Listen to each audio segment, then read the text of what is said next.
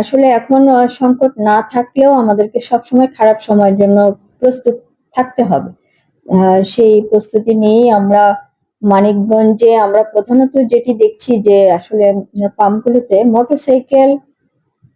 মোটরসাইকেলের পরিমাণটাই খুব বেশি। আমরা এবং পাম্প মালিকদের সাথে কথা বলে আমাদের মনে হয়েছে যে আম একই মোটরসাইকেল একাধিকবার অথবা একই দিনে তারা ভিন্ন ভিন্ন পাম্পে একই মোটরসাইকেল ঘুরে ঘুরে তেল নিচ্ছে। এখন সেখানে এক মানে ছোট আকারের একটি অন্যায়ের বা অপরাধের গন্ধ পাচ্ছি আমরা।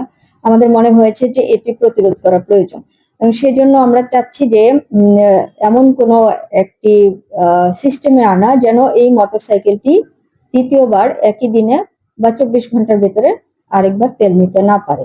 তো সেজন্য আমরা একটি অ্যাপস তৈরি করেছি। অ্যাপস বলা যাবে না, একটা গুগল ফর্ম, খুবই ছোট এবং সিম্পল একটি সফটওয়্যার।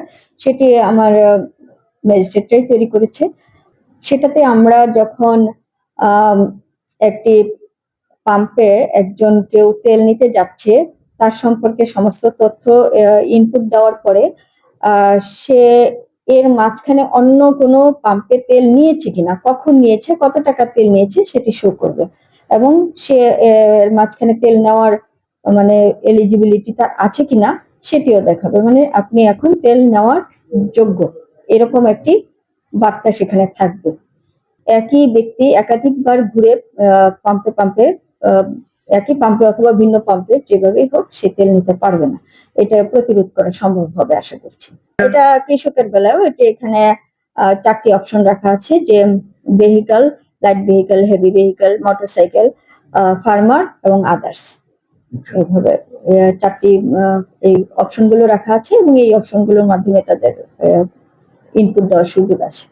তার মানে কৃষকরা যখন নেবে তখন তারা এনআইডির ইনফরমেশন দিবে এবং প্রত্যেক কৃষকের মানে তাদের তো রেজিস্ট্রেশন নাম্বার নেই, এনআইডি আছে, এনআইডি ইনফরমেশন দিয়ে তাদেরকে সেটি নিতে হবে। সুফলটা আপনি কি মনে করছেন, আসলে কি ধরনের সুফলগুলি? সুফলটা, প্রধান সুফল হচ্ছে আমার যে জ্বালানি তেলের অপচয়টা কমে যাবে। একই ব্যক্তি একাধিকবার তেল নিয়ে মজুত করে রাখার যে একটি প্রবণতা সেটি বন্ধ হয়ে যাবে এবং লোকের কর্মঘণ্টাও আশা করি বাঁচবে সেক্ষেত্রে এবং পুরো বিষয়টি একটি সিস্টেমে চলে আসবে। এবং বর্তমানে যেটি হয় যে আমাদের মধ্যে একটি অবিশ্বাস জন্ম নিয়েছে এবং পাম্পগুলোতে এত ভিড়, অথচ গত বছর এই সময়ে যেই বরাদ্দ, এই বছর পাম্পগুলোতে সরকার একই বরাদ্দ নিশ্চিত করছে, তারপরেও আমার মোটরসাইকেলের ভিড় কমছে না, আমার লোকজনের ভিড় কমছে না। এটার পেছনের এই কারণগুলো আমরা ধরে নিচ্ছি যে একই ব্যক্তি হয়তোবা বারবার তেল নেওয়ার চেষ্টা করছে দেখেই ভিড়টা কমছে না, এটি বন্ধ হয়ে যাবে।